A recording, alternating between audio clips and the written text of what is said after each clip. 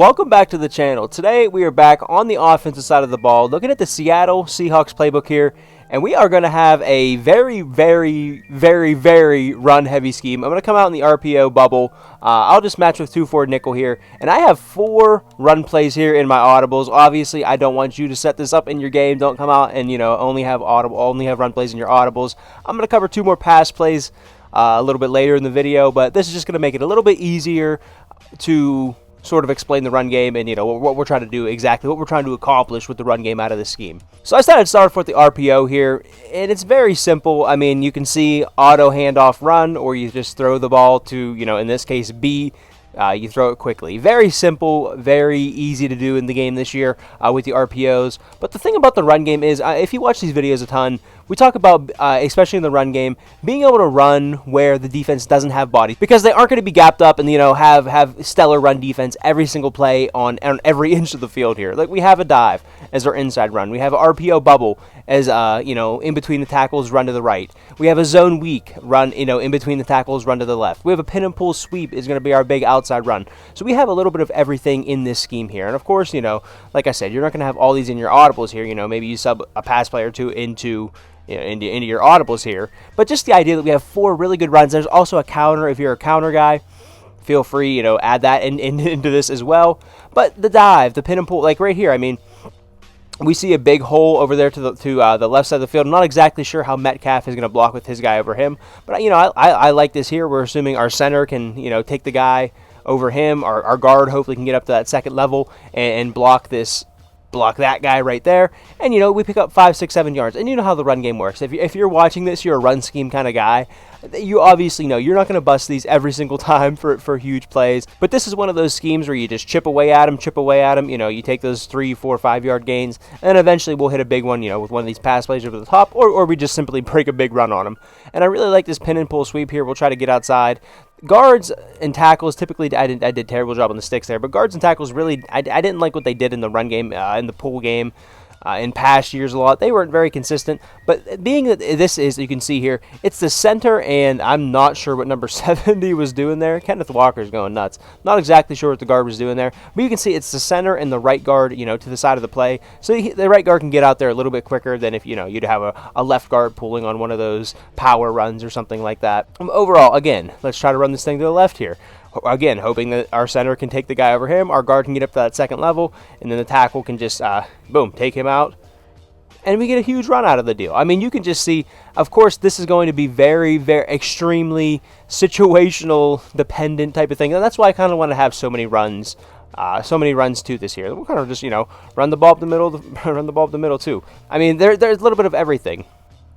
And again, that's why I wanted to cover all of these runs. This isn't typically how we do it here. Usually we have, maybe 5 plays. We'll come out into one play and we'll have 4 audibles. We'll go over those. But this is just a little bit different. I mean, you can kind of customize this to really whatever it is that you want. But I just really like this combination of runs. And then you still have, I mean, obviously we're not covering a ton of pass plays in this video here. This is more of a run-centric type of scheme. But you still have 3 receivers on the field over here with Lockett, Smith and Jigba, and Metcalf.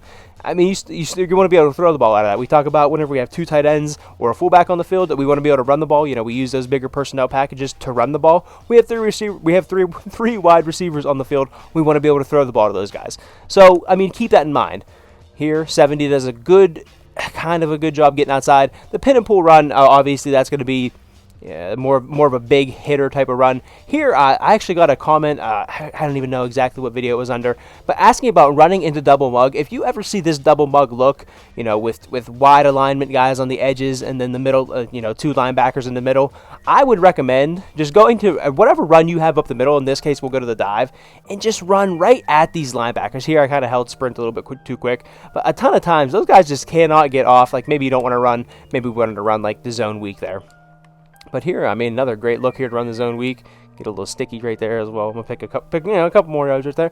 But you can just see we have answers for everything here. Let's run the zone weak again at this double mug, and we're just gonna run it right into the double mug. And I mean, you can just see you're picking up chunks, and I mean we're picking up chunks on these plays because I'm running to where we have more blockers than they have defenders that can tackle the ball carrier. It's literally that simple with the run game. I mean, it's literally not rocket science. Wherever you have more numbers, run there with the run game. It's that simple. It's really just a math equation.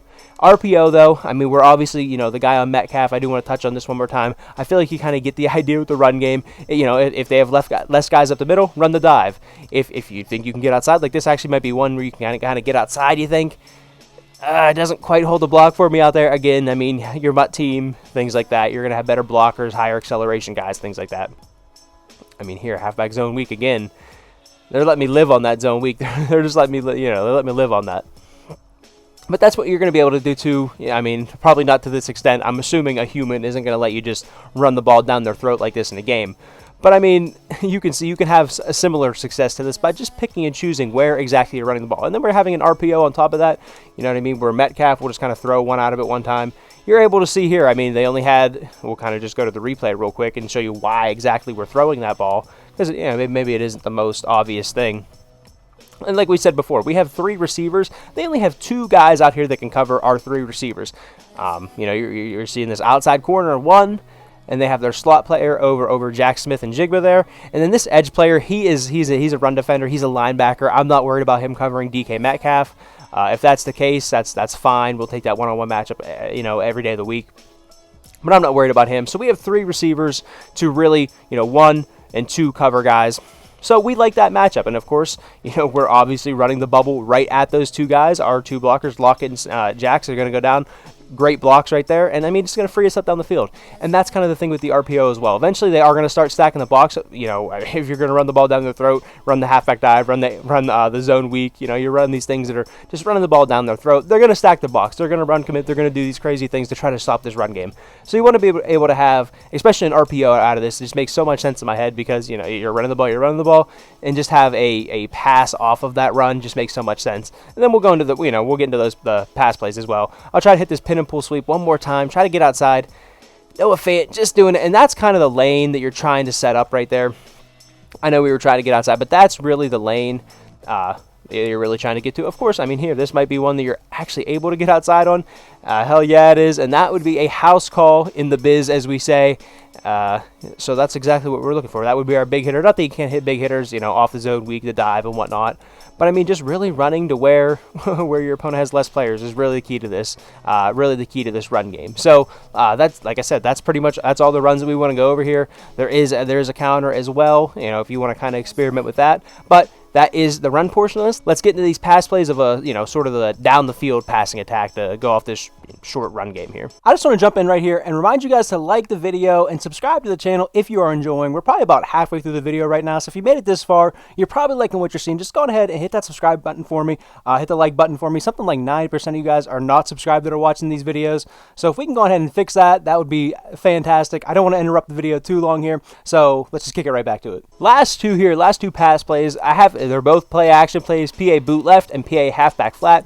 Going along with this run scheme, we're not actually going to keep the play action. If you feel that you want to keep the play action, by all means, put it in your, fake it to the running back and then throw the ball. I don't like that. I'm just going to block up my running back on both of these and, go from there. But let's start with this PA halfback flat. And like I said, I'm just going to block up my running back, take my 6-man protection, and go from there. And then I'm just going to drag Noah Fant, and then we're going to keep it consistent with the other one, and we're going to drag Metcalf on the other one and kind of create crossers. Here, we're going to create crossers with Metcalf on the deep one and Fant on the short. And, we're going to do it reverse style on the next play here. And then we're going to run dagger with Smith and Jigba and Lockett over there. You can just see here, I mean, oh man. I don't know what that was. That was one of the worst. Never mind. Let's just do it again. Just do it again. PA halfback flat. Middle of the field was wide open there. And, yeah, that's probably where we want to throw it. Here we do get man coverage. Metcalf, pass lead that away. That's where your crosser is going to come in. And if you can play with this one, I mean, you can see that was the Metcalf crosser.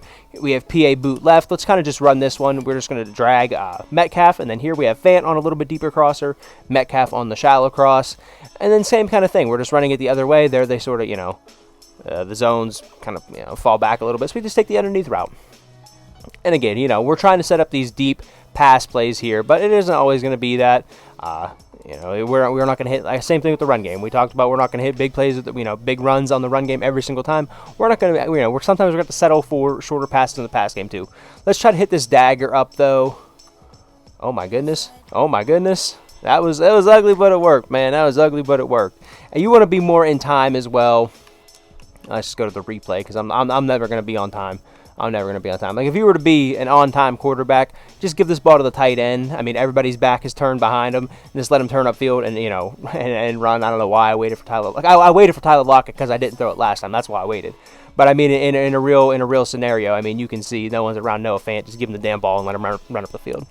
Very simple. Very, very simple. And it's going to be kind of the same thing the other way, too. PA boot left. Again, we're just dragging Metcalf. I'm going to block up my running back. Same kind of thing. I mean, you know, here, actually, Noah Fant gets a little bit deeper on that. You're going to take 10, 11, 12 yards. And I do like these two plays in tandem, not just with the run game, but we're I mean, we're talking about the user over the middle of the field, right? I mean, putting Metcalf, you having Metcalf and your tight end Noah Fant, both able to get the crosser. So he's not exactly going to know who is coming on the crosser. You know, who is going to be? Is it going to be the tight end coming across the middle? Is it going to be DK Metcalf coming across the middle? With the PA flat, I mean, not only that, but eventually Tyler Lockett is going to be running his deep in across the middle as well. So we just have a ton of. And man, my running back didn't block for me there. He definitely. So, and I mean, hey, if you're having that problem, you just want your running back to go on a route here. Maybe you drag Noah Fant and you get to the running back here, get to your running back, put him on a flat, and you can run something like this as well. And of course, the flat is going to be whatever the wide side of the field. Here we're in the middle, so it's a little bit finicky of which side it's going to go to. But this works out perfect exactly. I don't know if I'd put him on a flat if he was running to, you know, if like this case here, we're going to drag DK Metcalf and he's kind of running to that area. I'm not sure. You know, I don't want to put Kenneth Walker on a flat there because he's kind of running to the same area. But on PA, or on, you know, where we are in the field, PA halfback flat. Really like him putting on a flat there, getting a halfback flat, getting him to the flat. We like that. Again, pulling those zones down, trying to set up, and there. That is when you throw your dagger route. Sitting in the pocket and actually hanging in there and throwing a dagger. That's what you like to see. That's going to be our one getting down the field. And then PA boot, here it's a little bit tricky. You probably want to be, you know, maybe flip. Again, you want to be able to run these both ways. You know, you don't just want to be able to run the plays left. You don't just want to be able to run them right. But again, I mean, if we can hit up Smith and Jigba here. Oh, man, Noah Fant turned on the Jets there at the end to get to that ball there. You can just see, though, another one you can do with PA boot. I mean, you can do this on the other one, too. But just put the other guy that isn't on the crosser, put him on a post, and then you're really kind of attacking that middle of the field. I mean, if they're going to give DK that much room, of course, that's going to be very easy. That's probably not going to happen in your game, but if it does, I mean, attack those soft spots where you can. And very simple. And again, you can do that. Well, I messed it up there, but you know, you get the idea. But I do want to cover that real quick. This is one where maybe you don't want to put Noah Fant on a post here. We'll block up my running back because you're gonna. I mean, he just sort of muddies that middle of the field. Here, the linebacker just turned the back of his head, and we're just going to throw it right at his back. The reason I threw that one here, real quick before the video ends, real quick before I end the video. This guy turns his, no. This guy turns his back 53. I know he can't make a play on the ball. Very easy window there to throw it into as well. Look tighter than it actually was, but you get the idea here. One more thing though that you are able to do with this. You see they have Noah Fant on an out. If you just want to put him on a corner route as well and keep everything really working, you know, from left to right under the field here, you can absolutely do that as well. And maybe you need a man beater. I mean, you'd like to better throw and a better catch, but you know, you're going to throw a backside corner or something like that. That's definitely acceptable. You can definitely streak your tight end here, like attacking here. We have two high safeties. Let's try to attack those two high safeties one last time. Here they sort of rotate out of it. But I mean, hey, that's just going to carry him down the field just enough, opening that field up for Metcalf. And I mean, that was a little crazy animation there. But one more time, we'll go to the replay here. You can just see Noah Fant putting him on that streak, carrying these zones here, carrying 24 down the field. I think it's A.J. Terrell carrying that safety down the field and, you know, opening up this space in behind this guy here. Of course, they can play their zone drops. Once they play their zone drops, you know, I mean, if they play their zone drops at 15, 20, 25 yards, that's going to open up underneath and make completions very, very easy for us underneath here. But, again, they're not playing zone drops, so we want to take advantage of that. And, you know, I mean, a little bit better throw, maybe pass lead that, you know, a little bit more towards the line of scrimmage and not where I did. And, you know, maybe that's completion there. But that's really the scheme for this one. 4 run plays, 2 play action pass plays. I really like this one.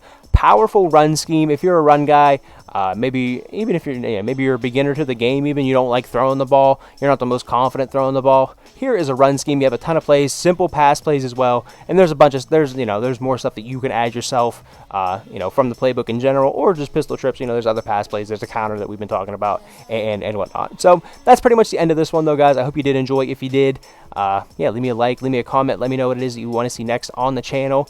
And I think that's pretty much all the the things I need to cover at the end of this one. And yeah, appreciate you guys watching, and I hope to catch you guys in the next one. Later.